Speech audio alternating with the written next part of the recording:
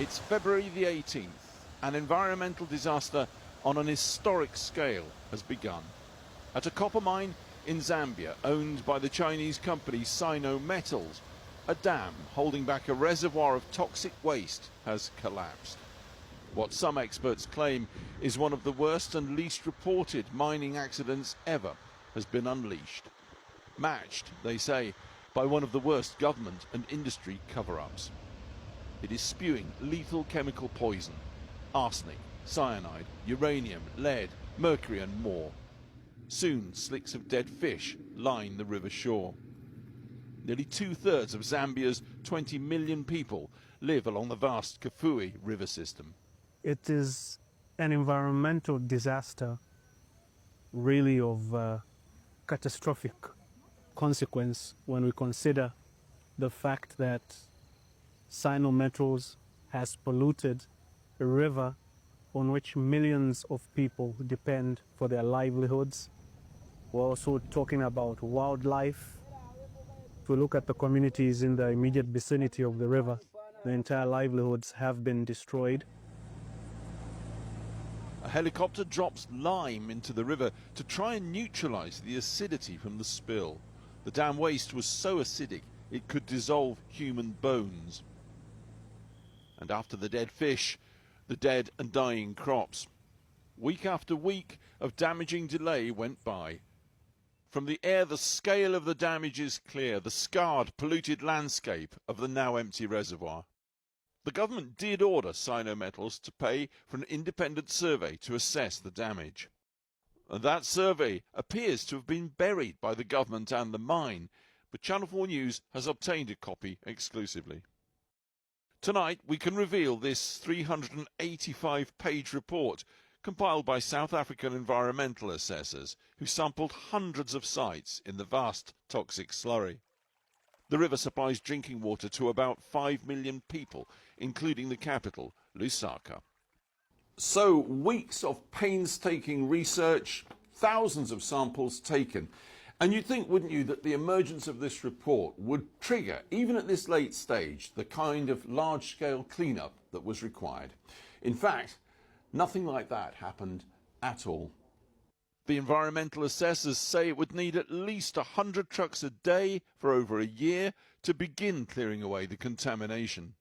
Watching all this, the environmental assessors appear to have lost patience. In early June, they wrote this letter to the government begging them to take action. The language they use could hardly be more stark. Their letter says that official reports stating that 50,000 tonnes were released is grossly inaccurate, and that their estimate is 30 times that, over 1.5 million tonnes. That's not all. They write that extremely hazardous substances were released, including arsenic, cyanide, uranium and other heavy metals, which has created a toxic environment capable of causing irreversible harm to both the ecosystem and human health.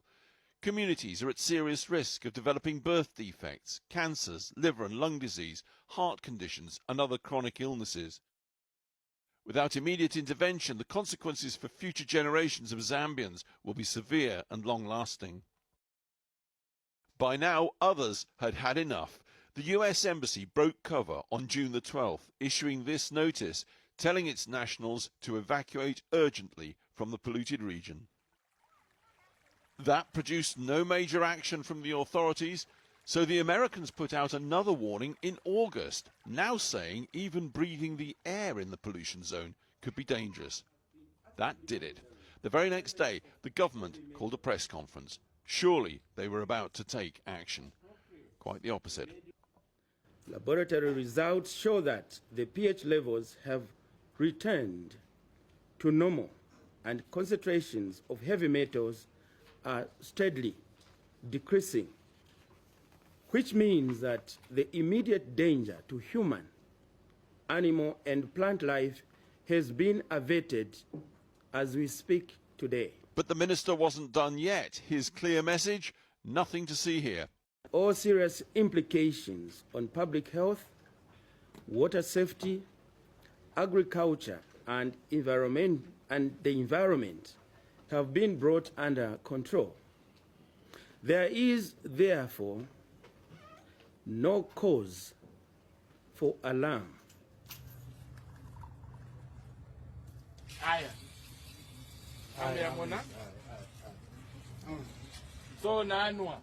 Meanwhile, the mine is putting out PR videos claiming the water's safe to drink.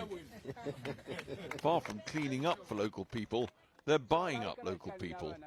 More PR images of food handouts and around £800 compensation for affected families.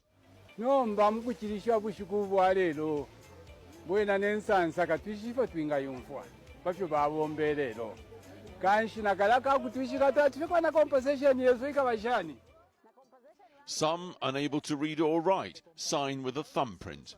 The Chinese management say they're in it for the long haul. On behalf of Sino Metals, this community is our partner. Our commitment will continue beyond today. But there's a catch. Anyone accepting the compensation payment is forced to sign a gagging deal, preventing them from ever taking legal action against the mine. We asked the mining company Sino Metals for an interview. They declined, but sent a statement.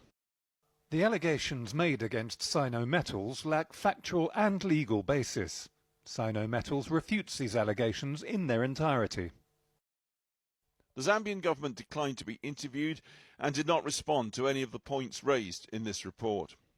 Even as we compiled this report, US-Chinese tensions spilled over, America accusing China directly of a cover-up, noting, Sino Metals' poisoning of the Kafue River and its efforts to avoid responsibility demonstrate the contempt state-owned Chinese companies have for the lives of the Zambian people.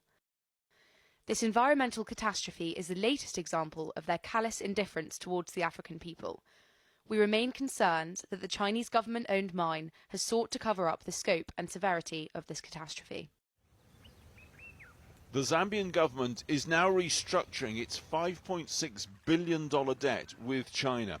So Zambia, trying to make China clear up the mess it's made, is difficult timing, leaving those in the polluted zone getting by as best they can.